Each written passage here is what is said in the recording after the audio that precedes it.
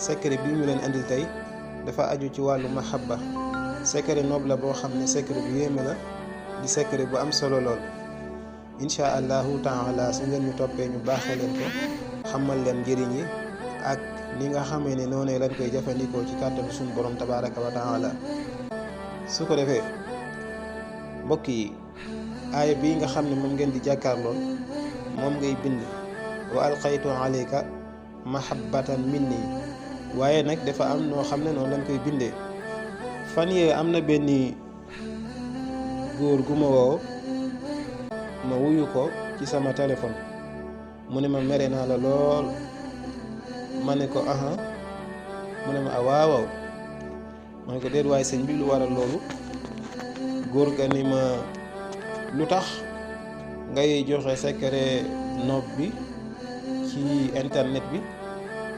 ma ne ko am na ñoo xam ne yàlla mu ngi dogal ñu nekk ci ay buumu sëy, te sëy yi bari na ci yoo xam ne dañoo am ay jafe-jafe, te secret yi ñu ciy joxe yàlla mën na cee jaare ba diggante ya nga xam ne danoo meloon naka sudul noonu, nit ki mën na koo gis def ko, yàlla defal ko tawféex ba ak juboo ak déggoo am seen diggante. góor ga daal ne ma waaye bépp sëy boo gis imaam moo ko takk ca jàkka ja, bépp sëy boo xamante ne am na jafe-jafe imaam ba ko takkoon ca jàkka ja mën na koo saafara. waaye nag bi ma waxee loolu ci laa gàttal samay kàddu rek xam ne kii dafa am fu muy waxee foo xam ne ni comprendre naa ko. waaye lii ñu leen di jox xam-xam la boo xam ne xam-xam bu am solo lool la. xam-xam nag la muy jëriñ mooy xamle ak jëfe. kon secret bi na ngeen ko bàyyi xel yéen ñëpp, te xam ne képp koo xam ne def nga ko tawféex rek nga ciy gis. wa alqaytu alayka mahabbatan minni moom lañ dellu si waat ak yéen ci geneen anam. ana nan lañ koy defee? da ngay bind kun. saafara boo gis soo koy bind mën nga koo tàmbalee kun, daa di tàmbali ci turu yàlla bismillahi rahmani rahim. boo noppee nga julli ci yonent bi sallallahu alayhi wa sallam salaatu bu la neex, soog nag tàmbale liggéey bi nga xam ne moom lañ leen jox. kon da ngay bind wa alqaytu alayka mahabbatan minni, waaye dafa am noo koy bindee, parce que ni nga koy gisee ni ci image bi da ngay bind wa alqaytu alayka. soo bindee ñaari baat yooyu mahabbatan dañ koy baamu lu toll ci 200 yoon ak fanweer ak juróom benn, 236 fois baatu mahabbatan. 236 moo jàpp kun fayakun. kun fayakun 236 la. kaaf 20 la. nuun 50, fa 80, yaa 10, waaw 6, fayakun waaw 6, nuun 50.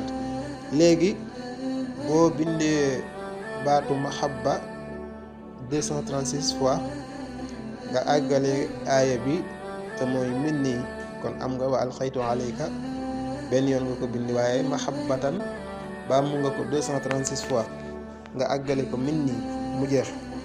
boo noppee nga bind aaya bi nga xam ne moom ngeen di gis mu jàpp kun fayakun. xaatim bi nga xam ne moom ngeen di gis mu jàpp kun fayakun. xaatim bi nag mi ngi nii ngeen di jàkkaarlool, ngeen bind ko. su ko defee taalib nag saa yoo ko déggee mooy ki nga xam ne mooy sàkku, mooy jëf ji, mooy ki nga xam ne moo bëgg tey def liggéey bi, wala moo dem ci nit ñu di ko liggéeyal. kooku foog fekk mooy taalib. ñaari itam foo ko fekk turam mooy nekk ci kaw. turam moom ngay njëkk bind ci kaw. moo tax ngay faral di gis ñu naan la ismuka sa tur, ismuha turam. kon nag bu dee góor turam ak santam lay njëkk bind ci kaw xaatim bi. bu dee jigéen itam turam ak santam lay njëkk bind ci biir xaatim bi. su noppee nag xool borom këram wala mu xool soxnaam ci bu fekkee góor la. bu dee jigéen la mu xool turu borom këram bind ko ci suuf. bind ko ci suufu turam xam ne saa su nekk turam mooy féete kaw insha allahu taala. su ko defee nag dañ koy sangoo juróom-ñaari fan boo noppee dafa ànd ak wirde bi mooy wa alqaytu alayka mahabbatan minni nga adat ko nga wirde ko limu kun fayakun te mooy limu 236 fois def ko ba mu mat juróom-ñaari fan moom wirdu bi insha allahu taala. la tafaaluhu illa an takuna fil xayri, kenn du ko def lu dul ne am nga ci tawfeex. loolu lu ma ta bàyyi xel la. kon secret bu am solo la.